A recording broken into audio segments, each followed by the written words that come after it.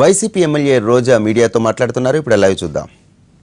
ఈరోజు highest liquor sales ఎక్కడున్నాయ్యా అంటే కేవలం విశాఖపట్నం జిల్లాలోనే జరుగుతుంది. అలాగే ఈరోజు వారికి అనుకూలమైన పత్రికలోనే క్లియర్ గా వచ్చింది, ఇక్కడ డ్రగ్స్ కి నిలమైంది, గంజాకు నిలయమై ఇక్కడున్న యువతనంతా కూడా పక్కదోరు పట్టిస్తుంటే కనీసం ఇంటెలిజెన్స్ రిపోర్ట్స్ డీజీపీ గారికి రాలేదని నేను ప్రశ్నిస్తున్నా, ముఖ్యమంత్రికి రాలేదని నేను ప్రశ్నిస్తున్నా. ఎంతసేపు వైఎస్ఆర్సీపీ వాళ్ళ మీద ఎలాంటి తప్పుడు కేసులు పెడదామని ఆలోచిస్తున్నారే తప్ప ఈ రాష్ట్రాన్ని చెడుపుతున్న ఇలాంటి వాళ్ళని అదుపులోకి తీసుకురావాలని ఎందుకు మీరు ఆలోచించడం లేదని కూడా గట్టిగా అడుగుతున్నాను.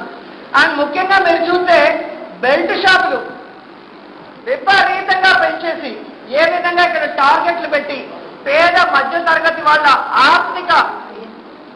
ఆర్థిక వ్యవస్థను చిన్నభిన్నం చేయడమే కాకుండా ఆడవాళ్ళ తాళిబొట్లు కూడా తెగిపోయే పరిస్థితికి ఈ ప్రభుత్వం చర్యలు చేపడుతుందో మనం కళ్ళారా చూస్తున్నాం.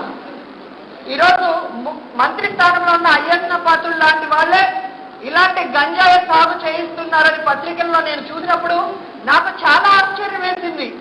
ఇదేంటి ఎటు వెళ్తుంది? ఇది ప్రజాస్వామ్యమా లేదా రౌడీ రాజ్యమా అని నాకు అర్థం కాకుండా పోతుంది. ఖచ్చితంగా డీజీపీ గారు లాంటి వాళ్ళు ఇలాంటి వాటి మీద ఉక్కుపాదం పెట్టి ఈ రాష్ట్రాన్ని ముందుకు నడిపించాలి, ప్రజలకి అండగా ఉండాలని కూడా వాళ్ళని నేను కోరుకుంటూ, ముఖ్యంగా ఈ విశాఖ జిల్లాని దోచుకోవడంలో ఉన్న ఇంట్రెస్ట్ ఈ విశాఖ జిల్లా ప్రజల చిరకాల ఆంక్ష అయిన మరి రైల్వే జోన్ గురించి లేకపోవడం చాలా బాధాకరం. ఈ ప్రత్యేక రైల్వే జోన్ కోసం వైఎస్ఆర్ కాంగ్రెస్ పార్టీ వాళ్ళు ఈ జిల్లా ప్రజలందరికీ మద్దతుగా ఎన్నో పోరాటాలు చేస్తున్నా కూడా తన ఓటు నోటు కేసులో తప్పించుకోవడం కోసం చంద్రబాబు నాయుడు గారు ప్రత్యేక హోదాతో పాటు ప్రత్యేక రైల్వే జోన్ ని కూడా ఈరోజు కేంద్రం కాళ్ళ దగ్గర తాకట్టు పెట్టింది నిజం కాదా నేను అడుగుతున్నాను.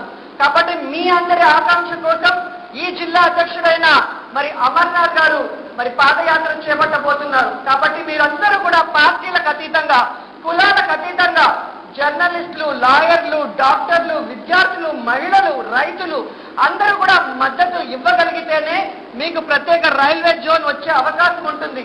లేదంటే చంద్రబాబు నాయుడు గారు ఆ యొక్క ప్రత్యేక రైల్వే జోన్ ఇష్యూని భూస్థాపితం చేస్తాడు. మీరందరూ జాగ్రత్తగా ఉండాలని కూడా ఈ సందర్భంగా తెలియజేసుకుంటున్నాను.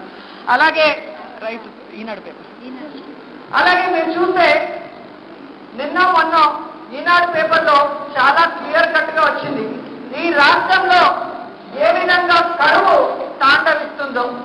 నిజంగా ఎంత దురదృష్టకరం అంటే అన్నపూర్ణగా పిలువబడే మన రాష్ట్రం ఈరోజు అన్నమో రామచంద్ర అంటూ అన్నం కోసం అన్నం పెట్టే రైతు కూడా ఎదురు చూసే దుస్థితికి వచ్చింది అంటే దీనికి ఈ ప్రభుత్వ వైఫల్యం కారణం కదా నేను అడుగుతున్నాను. ఈరోజు చంద్రబాబు నాయుడు ఏ ముహూర్తంలో అయితే ముఖ్యమంత్రిగా ఈ రాష్ట్రంలో అడుగు పెట్టాడో కానీ 3 సంవత్సరాలుగా కరువు విలయతాండం చేస్తుంది. కరువు అంటే చంద్రబాబు నాయుడు, చంద్రబాబు నాయుడు అంటే కరువు అన్నట్టుగా కవల పిల్లల్లాగా ఈ రాష్ట్రం మీద పడి మన అందరినీ కూడా ఏ విధంగా ఇబ్బంది పెడుతుందో మనం కళ్ళారా చూస్తున్నాం. ఈరోజు కరువుతో రైతులు, రైతు కూలీలు ఈరోజు ఊళ్ళు ఖాళీ చేసి వెళ్ళిపోతున్నారు. ముఖ్యంగా ఉదాహరణగా చెప్పాలి అంటే హైయెస్ట్ ఓటింగ్ తెలుగుదేశం పార్టీ గెలిచిన అనంతపురం జిల్లాలో ఎంతమంది రైతులు చనిపోయారు, ఎంతమంది రైతులు ఊళ్ళు ఖాళీ చేసి తమ జీవనోపాధి కోసం పొట్ట చేత పట్టుకుని కుటుంబాలతో సహా ఈరోజు కర్ణాటక, తమిళనాడు, కేరళకు వెళ్ళిపోతున్నారు అంటే ఈ ప్రభుత్వం సక్సెస్ అయినట్ట, ఈ ప్రభుత్వం ఫెయిల్యూర్ అయినట్ట మీరు ఆలోచించుకోవాలి. అంతెందుకు చంద్రబాబు నాయుడు రిప్రజెంట్ చేస్తున్న కుప్పంలో కూడా ఈరోజు ప్రజలు ఊళ్ళు ఖాళీ చేసేసి అటు తమిళనాడుకి ఇటు కర్ణాటకకి వెళ్ళిపోతున్నారు అంటే ఈరోజు చంద్రబాబు నాయుడు గారు సిగ్గుపడాలని కూడా ఈ సందర్భంగా తెలియజేసుకుంటున్నాను. కానీ ఈరోజు ఊళ్ళు ఖాళీ చేస్తూ రైతులు ఆత్మహత్యలు చేసుకుంటూ రైతులకు అందరికీ అన్నం పెట్టాల్సింది పోయి మాకు అన్నం కావాలని చేతులు చేస్తుంటే వారి గురించి ఒక్క రోజు కూడా ఆలోచించకుండా ఈరోజు విందులు, వినోదాలు అంటూ ప్రత్యేక ఫైట్ లో ఏ విధంగా విహారయాత్రలు చేసుకుంటూ ప్రజాధనాన్ని దుర్వినియోగం చేస్తున్నారు ఈ మధ్యకాలంలో ఈవెంట్లన్నీ చూస్తే మీకే అర్థమవుతుంది.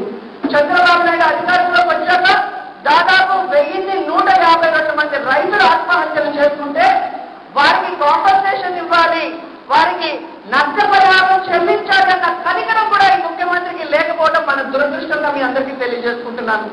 ఎప్పుడైతే జగన్మోహన్ రెడ్డి గారు తన తండ్రి రైతు బాంధవుడుగా రైతులకు చేసిన ఎన్నో కార్యక్రమాలు చూసి ఈ రోజు రైతులు పడుతున్న కష్టాన్ని తన కష్టాల్లో భావించి రైతు భరోసా యాత్ర చేస్తే ప్రజల నుంచి రైతుల నుంచి ఈరోజు తప్పించుకోవడం కోసం హడావిడి తండ్రిగా ఒక 120 మందికి ఏదో ఇచ్చినట్టు ఇచ్చి అలా క్లోజ్ చేశారు. కానీ ఈరోజు 1152 మంది చనిపోతే వారి గురించి పట్టించుకోలేదు అన్నది కూడా మీరు అందరూ చూడాల్సిన విషయం.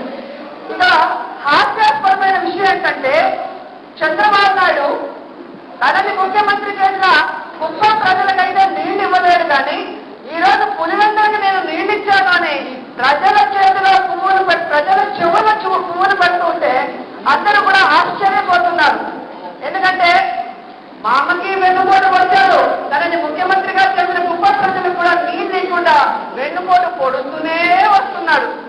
ఈరోజు కృష్ణా జిల్లాలో మీరు చూస్తే 35 మందికి పైగా రైతు కూలీలు ఆత్మహత్యలు చేస్తున్నారు.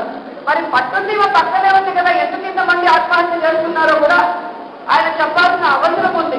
అంటే ఈ రాష్ట్రంలో కరువు ఎంత వినియోగం చేస్తుందో ఆయనకి అనుకూలంగా ఉన్నా వ్యతిరేకంగా ఉన్న ప్రతి మీడియా కూడా చూపించాల్సి వస్తుంది. అంటే అది ఎంతగా ఈ రాష్ట్రంలో ఉన్న ప్రజల్ని కానీ రైతుల్ని కానీ ఇబ్బంది పడుతుంది అనేది మనం అందరం కూడా తెలుసుకోవాల్సిన విషయం.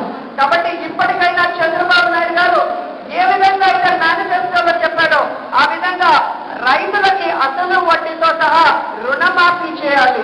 అలాగే ఈ రైతులు మరి ఏ విధంగా అయితే రబీలో కానీ ఖరీఫ్లో కానీ అన్యాయం కాకుండా ఈరోజు వ్యవసాయాన్ని వదిలేసి కూలీలుగా మారిపోకుండా తమ జాగ్రత్తలు కూడా తీసుకోవాల్సిన అవసరం ఉంది. కేవలం మీరు డబ్బులు దోచుకోవడానికి గత సంవత్సరం చూస్తే రైతు గన్ల పేరుతో ఏ విధంగా కోట్లాది రూపాయలు మింగేసి ఎక్కడ పంట పొలాలు కలిసి కాపాడిన దాఖలాలు కూడా లేదు. ఇలాంటి దొంగ స్కీముల్లో మీరు దోచుకోవడం కాదు, ప్రజలకి న్యాయం చేయండి, అలాగే రైతులకి న్యాయం చేసే విధంగా మీరు ముందడుగు వేయాలని కూడా ఈ సందర్భంగా తెలియజేసుకుంటూ, ముఖ్యంగా ఈ విశాఖ జిల్లాలో మరి ఏదైతే ఈ బాబాభక్తులు గంటా శ్రీనివాస్ గారు కానీ నారాయణ గారు కానీ దోచుకుంటున్నారో దానికి పులి స్టాప్ పెట్టే విధంగా ప్రతి ఒక్కరూ